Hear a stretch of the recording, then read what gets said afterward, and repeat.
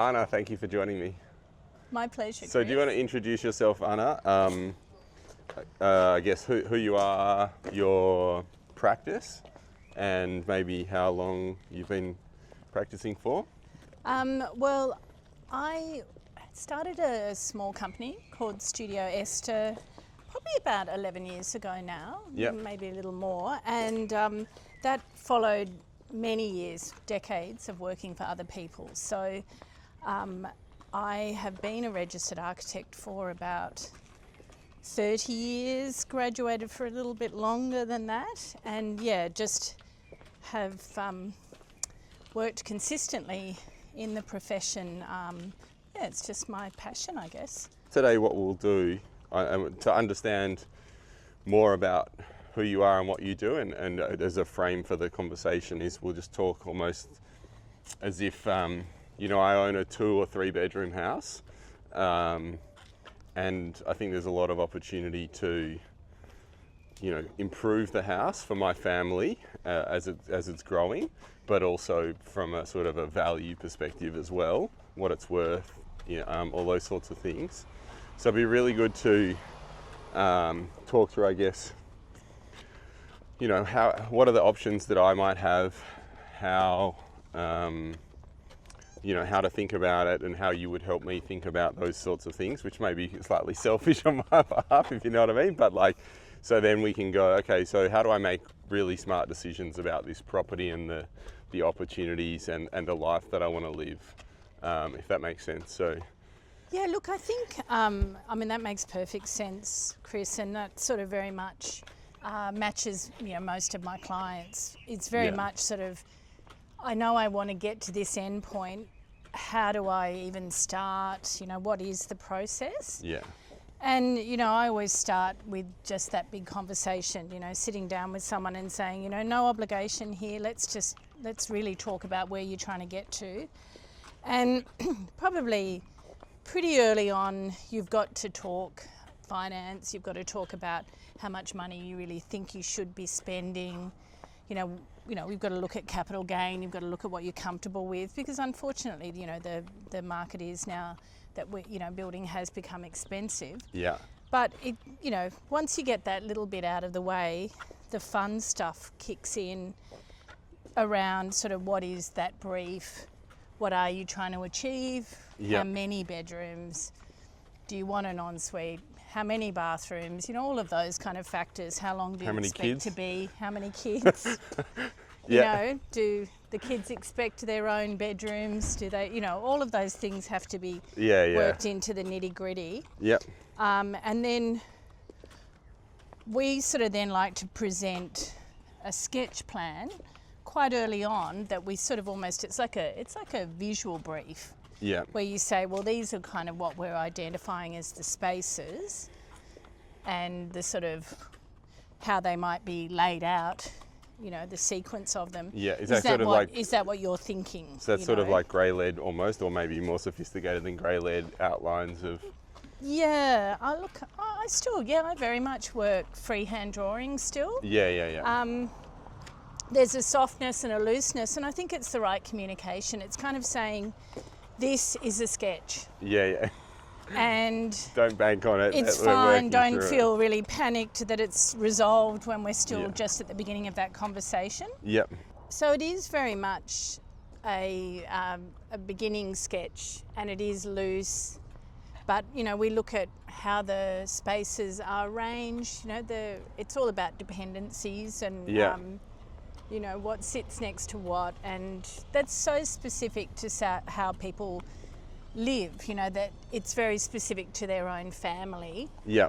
So we really want to be able to hear all of that and sort of reflect an understanding of that and get that right before we sort of then go to the next phase. Yeah, so you're constantly sort of refining from the big finance through to the final sort of door handle or whatever the other bits and pieces are. Absolutely. It's a long process, and there's a lot of detail in the process because it's a huge investment for people. Yeah.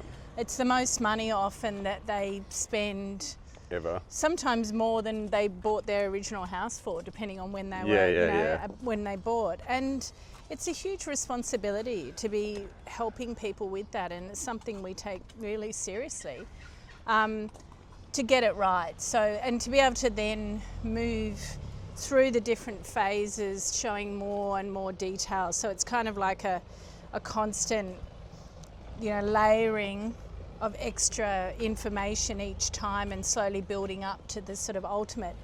Now, saying all of that, behind all of that, we're always thinking about what's this going to look like as a building. So we don't do a sketch and offer a sketch that we don't believe can be built, can be translated into a good looking building. So even through the layering of these sort of stages of building up, the planning, the sort of spatial planning of how the home is arranged. Yep.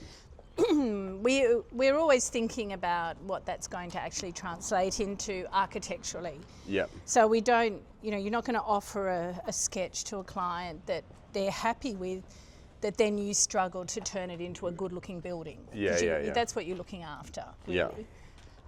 So this sounds mostly interior as well, sort of to start with. A little bit more about, I'm sure you're thinking about the outside, but the discussion sounds kind of, how is it going to work for the family? And then you're trying to understand that, I guess, as you go, obviously. But yeah, look, it's a huge part of it. You have to think about how people move through the spaces. Yeah. And how the furniture and thing are arranged. So it's all fine to do a beautiful external form, but that's not much good to someone if it's not actually delivering fantastic internal space. Yeah. So you're actually thinking about those things simultaneously. Yeah. But that's the sort of smoke and mirrors, because you're not necessarily communicating that to the client initially. You're really just trying to get those internal spaces really working well. You're thinking about, how, do you want a big kitchen? Are you someone who loves to cook? Do you want a big ensuite with a bath, or do you just want a little ensuite because, you just have a quick shower in the morning and you don't want to waste money and space on that? Yeah. So that's very specific to individuals.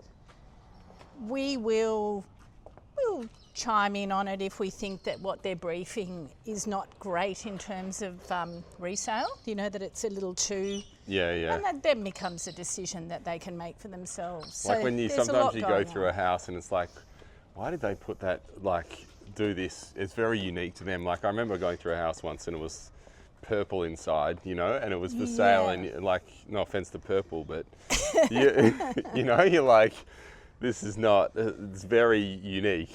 So there's a bit of that. It's a balancing act, because I think if someone wants a purple house and you can make it look good, it's sort of something you don't want to say no to, because I don't think you want to make everything beige, Yeah.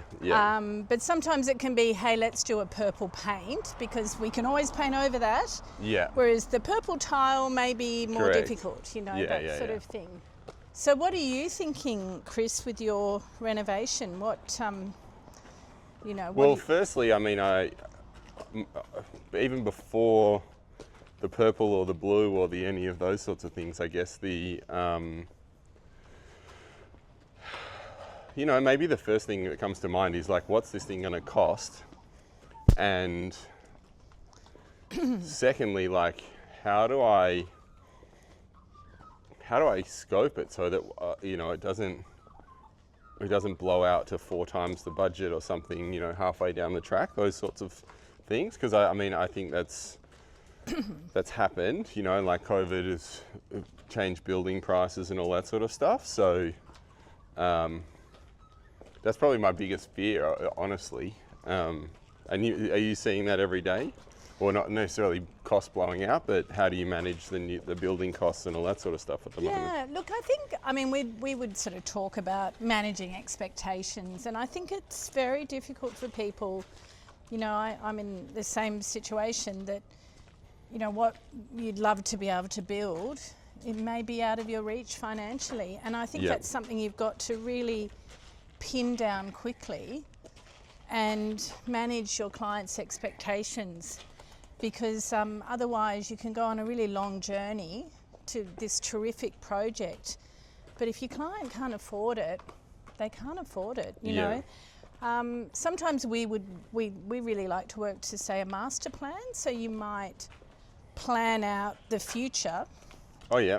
Particularly with younger people, and you might then say, look, let's just start in on that, and we know we're moving towards that, but maybe that's not going to happen in this first construction project. Yep. Let's build a portion of that, but at least we know we're heading in the right direction rather than having to undo something later when you might want to throw some money at it again, or you've had another child, or, you know, your circumstances change. Yeah, that's a great idea. I've never actually heard of that being done, to be honest. So what you're saying, and so that kind of would give me or anyone options, right? So you can go into it, and if the costs really blow out or something as well, like, you know, or if all of a sudden I really want fancy marble that I've, you know, is too expensive, means I have to cut back on something else. Yeah. I'm not locked into a sort of an all or nothing approach for, you know, as you get closer to the actual build and construction piece. Is that kind of what you're saying, or am I? Yeah, absolutely. I mean, it's... That's really good. I really like that. Truly. Well, look, you know, you see it where you might see that the bathroom's on the garden, you know, and sometimes the first step is to get the bathroom off the garden so that eventually you end up with the living area on the garden. So it makes like some me of these, sort of... You're talking about sort of like some of these houses around here almost. Yeah, well, see, your older homes, you know, they often had the services at the rear, you know, like the kind of lean-to, and you're often, with your renovations, you're dealing with the lean-to. Yep. And the lean-to sometimes ended up, you know, the services are held in the lean-to. Yeah. So you've always got to disconnect from your garden. And so the first, like, if you want to kind of be sort of, you know, keep your budget well, it can be tempting to renovate a bathroom in place. Yep. And so you end up with this new bathroom, but it's still on the garden. So sometimes it's just that first move is to say, that's okay, let's get the bathroom away from there. Yeah. So that we can open up the house to the backyard. Yep. And even if we can't do everything we want to do, we can sort of move in the right direction. So the strategy long term is the correct strategy. I like that a lot, and that's kind of what you find the back of half of these houses anyway, is they're kind of they probably needed master planning 70 years ago, because they're kind of, some of them are a bit higgledy-piggledy anyway. You know, there's like a little reno here, or you know, a tiny kitchen that's tucked away or something like that. So and I guess, and so what's, in terms of building costs, because like obviously COVID sort of sent things a bit wild, how is, what are you seeing at the moment, and how a sort of, is it stable, and over the course of a project, you know, there's no major fluctuations? Is it like, how is the industry going at the moment? Well, look, the way that we try to set things up is that you can sign a fixed lump sum contract with a builder. Yeah. So you are fixing that price. Yep.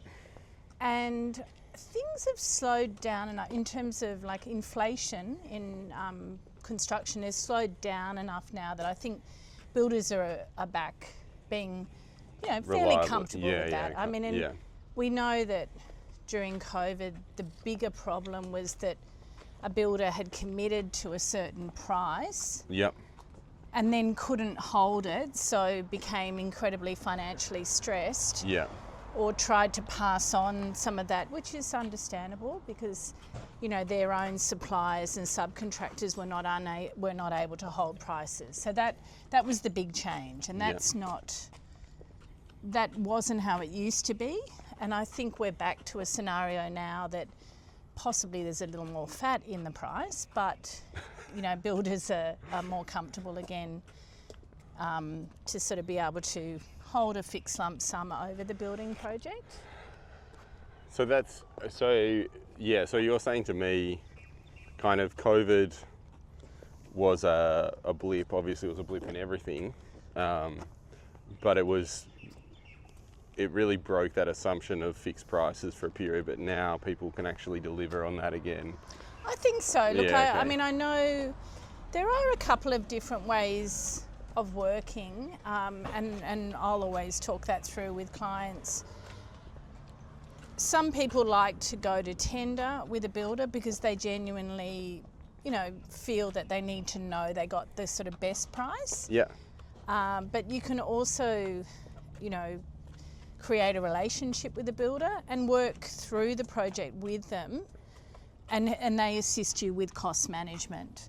Yeah. Okay. Really in tiny detail. They can actually sort of really assist in managing of costing, and everyone works together until you have a set of documents like drawings and specifications that match the costing.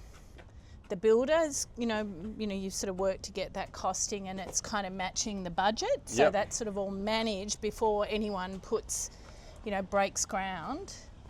And then that's all kind of reflected in a set of contract documents and a signed contract. Yeah. So it's So yeah, really, there should be no changes. yeah.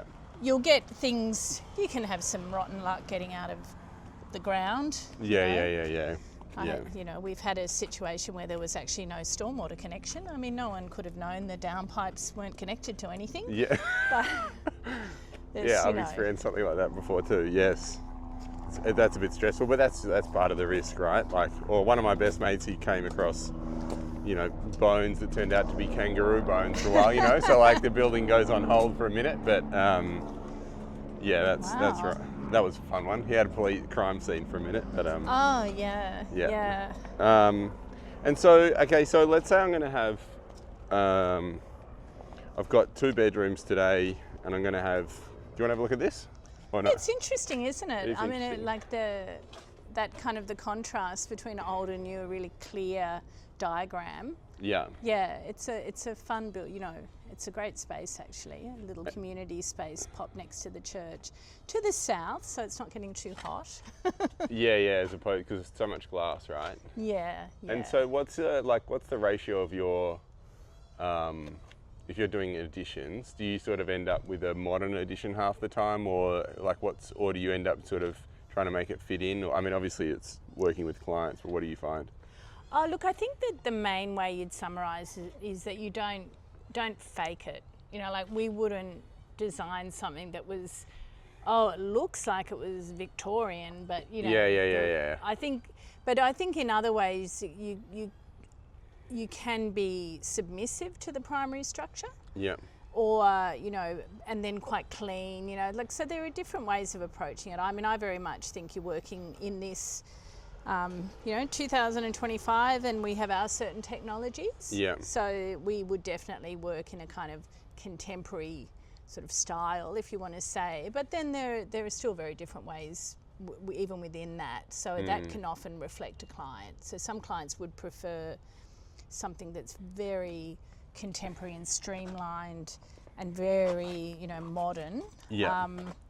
And other clients might like something that's got a little more of a cottagey flavour. Yeah. Okay. And the scale is more intimate, and there's a kind of a warmth, And I think you can work across those parameters. Yeah, very, spectrum, very yeah. much, without feeling that you're not honouring your own Desires philosophy. and I couldn't do a fakey, make it look like that. So how do you help me figure out? I mean, I think I'm probably on many spectrums, but how do you help me figure out where I fit on that sort of style spectrum? Well, I mean, people are just bombarded now by imagery. There's Pinterest, there's magazines, journals. There's, Yeah. I often ask clients to send me some images of what they think is appealing. Yeah. Or even take photos of a house around the corner that they love. And I try to sort of assist them in establishing what they're responding to. So why do we love this? You might have 10 images, and sort of what are those commonalities, and what are you responding to? Is it the warmth of the interior? Is it is it cozy? Right, 'cause Is I can it send you- clean? Is Yeah, it really yeah. spacious and clean and minimalist? You're sort of wanting to see what they're responding to. And often they're not sure and they find it difficult to articulate. Yeah, right. But So because they're sending you they're sending you an image, right, or a couple of images, and then it's like, so what actually, like, is it the couch or is it the lighting or is it the That's right. feeling? And yeah, so we can often capture that for them, because if you don't sort of work that out, you don't want to be in a situation. I think we're all so bombarded by imagery in our everyday life and just everywhere, endless Insta and Pinterest, and so you really want to help people understand that you kind of want to be able to create something that's cohesive.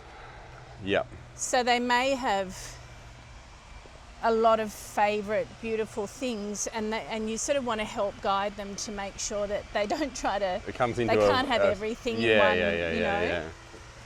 So you create these sort of parameters, or it's almost like constrictions in a way. You sort of say, and I mean, I taught interior design for a number of years when I was sort of building the business up, and that was very much how I would sort of work with students. Sort of say to them, you know, Or to break it down, the requirements and the desires. to try to help them understand if they want to do in how they should design their interiors, that they're trying to create a set of parameters. Yeah, it's very engineering. It really you is. wanna sort of, you're creating a framework, Totally. a structure. And then the envelope, the design envelope almost continues to reduce or become clearer and clearer. It's just that engineers don't necessarily get down to the specifics that you're talking about, and probably don't have the creativity in the same way necessarily. Yeah. And I mean, that's why I like to think that you can reflect a client in your design, so you don't necessarily have all of your projects all looking the same, because actually there's a lot of your client in the project. Yeah. I was going to ask that. I was going to say, like, do you think that you have do you have a style, or do you have patterns, or do you, like, when you look at your portfolio, are you sort of like, I can see that that's what we're doing there that's unique, or is it just really knowing the client and building it designing for the client that's the thing? We probably have, there are probably things that we've explored again and again that you sort of think, oh, I'm getting a better understanding of how to do that really well. Yeah. So that might be something that keeps recurring. Certainly, like, one of the things for us is always about light and aspect. So, you know, that idea that if you have a south-facing house with a south-facing backyard, and the house is often dark. Yep. And everyone, you know, wants more light, especially in Melbourne. It's the middle of winter, so that can sometimes end up showing that you'll end up with a little bit of a similar approach in that way, to try to constantly trying to bring in light. Yep. So maybe set back off the fence a bit, or try and create some more shape, or bigger windows, or often you might end up with a skillion roof going up like this, bringing that northern light sort of, funneling that into that southern space. Yeah. And, you know, yes, we've done that a few times, because it's sort of, you know, I did it at my own house. It's kind of the best approach to, you know, you can have the most lovely space, but if there's no natural light or a little bit of sun in winter or anything, it often reads as cool. Yeah. It almost sounds like a hack to me. You know what I mean? It's like, that's your hack for you don't have to use it, but for like the southern, the garden, that's quite funny. Yeah. Sorry, you probably don't want to think about it as a hack, but like you kind of, well, it is a bit of a starting point for us. It's like, you know, where does the sun come up? You know, do you like to sit and have a coffee in the morning and you wish that there was a little bit of morning sun? You know? That's And have you been doing pools? Have you been doing lots of projects with the pools or the small pools, or is it just a couple in the last little while? Yeah, we've done a couple of pools, and usually fairly small, just a little plunge pool or something. Yeah. I think you want to get a lot out of a pool. You pay a bit of money for it, so you want to be able to look at it, enjoy looking at it as well as when you're using it. Yeah. So it becomes part of the landscape, you know, the design, the whole experience. Yep. They can be quite nice at night, even if they're lit up a bit too, and all that sort of stuff, right? That's right.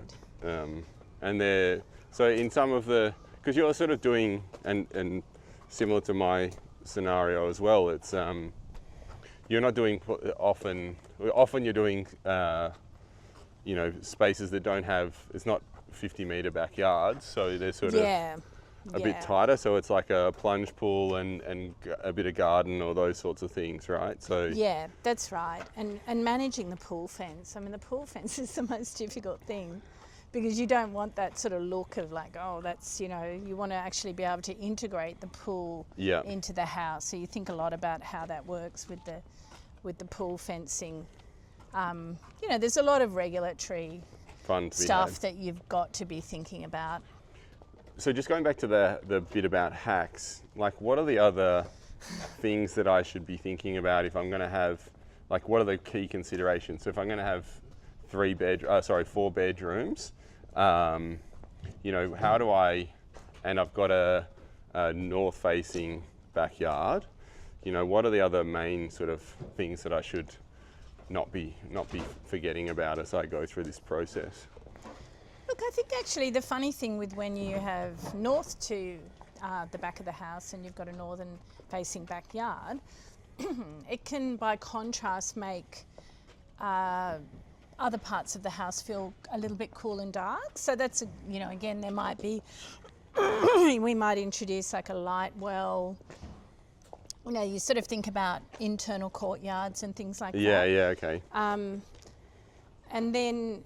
So keep coming back to light. Don't forget about light the whole way through the process. And you know, that's the thing when you have it, when you're facing to the north at the back, actually, on, you know, like the southern parts of the house can feel dark, and then that can be then a great way to arrange things. It's like, well, I like a dark bedroom, so I'm fine with that. But you do want to balance the light, or it can you know, like having too much light in one space can make the other space feel extra dark. And so it's kind of a bit of a balancing act. How do you do that? You just think about it. Is that like just be aware of that constantly through the design process? I think that, I mean, that's obviously what we want to do for you. Yeah, I know. I know. That's. And look, maybe I suppose that, you know, maybe that can come down to thinking about, you know, maximising the use of the site of your property. But, you know, maybe it isn't about everything being really big, or like big is not necessarily better. Yeah.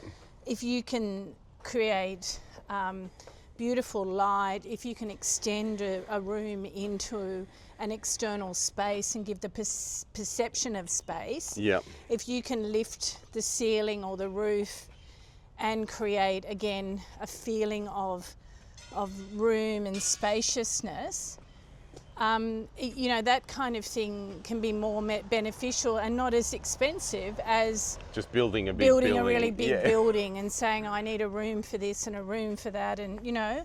Yeah. And I think thinking about some smaller spaces and offering different experiences in the house. Yeah, that's the word that comes to mind for me. Yeah. So sometimes just a small, snuggy area with a study table is a really useful space for someone. Particularly now, a lot of people are working from home. Yeah. So, you know, maybe that's more useful and not as expensive as another whole room. Yeah. That maybe, you know, is not a full-time bedroom, so it's not a room that you're using all the time. And if you're looking out for your budget, you've really got to think about every square metre working really hard. Yeah.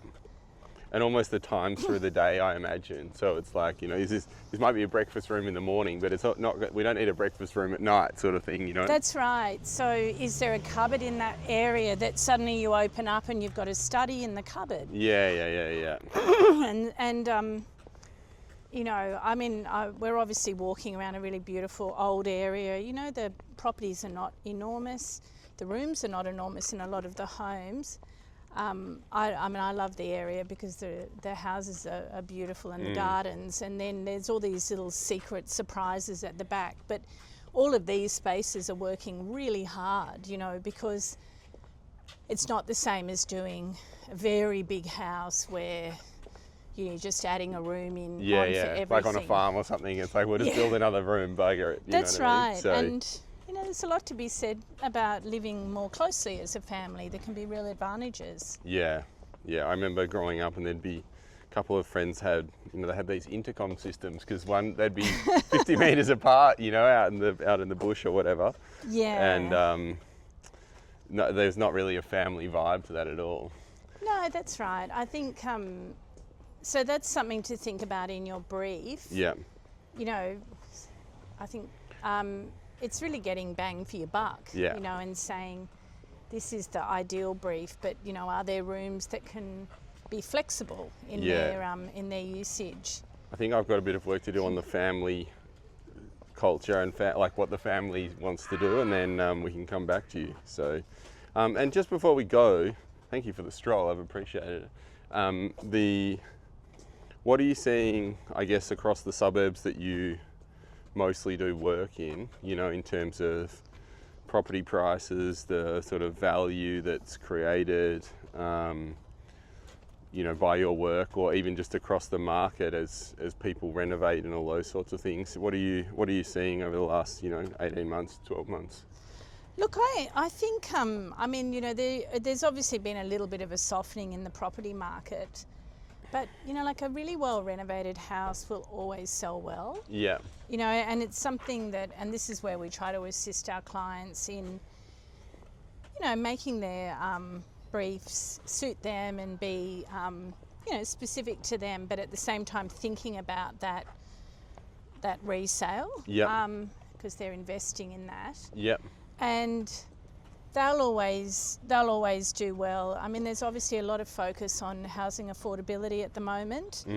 And, you know, there's areas that are becoming more and more, you know, we're getting denser, and people are modifying their expectations in terms of the amount of space they have. So again, I mean, I'm a great believer that if well thought through and arranged, there's a lot to be said for living in a more intimate space and having that, you know, the services and all of those things at your doorstep. Yeah. And, you know, that's a big mind shift for Australians, I think. Yeah, definitely. And probably, you know, when we study architecture, you know, we look at Europe a lot when we're studying, and so you sort of have that mind shift done for you a little bit during your studies. Because what they do is very different to, well, they're just able to live in a more dense environment, really. Yeah, people get a more... you know, they have that expectation. So, you know, you're seeing a big shift now in people, what they can expect to afford to live in, and how we manage all of that. It's, you know, it's obviously a huge challenge. I'm not sure if that answered your question. Well, I mean, it kind of does. I think you've just got to... Oh, let's stay here. It's beautiful. I think it does answer my question. I think it's that, well, the lessons I take out of it, at the very least, are that something that's well thought through is going to always be of value. You're going to create a more quality product. Yeah. You know, so that's really the main thing I take away from that. And then the market will do whatever it's going to do, but you kind of can't go wrong if you're doing that. And the other thing for me is that I'm never going to be able to think about all the things you've just spoken about. You know what I mean? I've got to go and do my work. So I need to be maybe a good client, or not, or maybe not passive, but like that's what you need. So yeah, look, and you know, you if you've been working sort of, I guess I've been working in that kind of domestic sphere for more than 30 years, so you sort of see and look at and think about a lot of houses. Yeah. So it's sort of natural that I can offer you experiences where it's sort of like, well, I've seen that before, or I've seen that achieved before, or I've done that before, and this might be a good idea. Yeah. So I think it's kind of more about the clarity of your own brief, but I think it's too about keeping your mind open.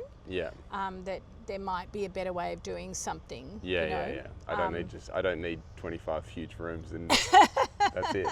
Well, I think that's really, I think, often too about, that's matching your budget too, because you know, at the end of the day, when our clients need to reduce their budget, often it's like the easiest way to reduce your budget is to reduce the amount of materials. Yeah, You know, that helps. it's great. Thank Yes. you so much, Anna. My It's been pleasure. an absolute pleasure.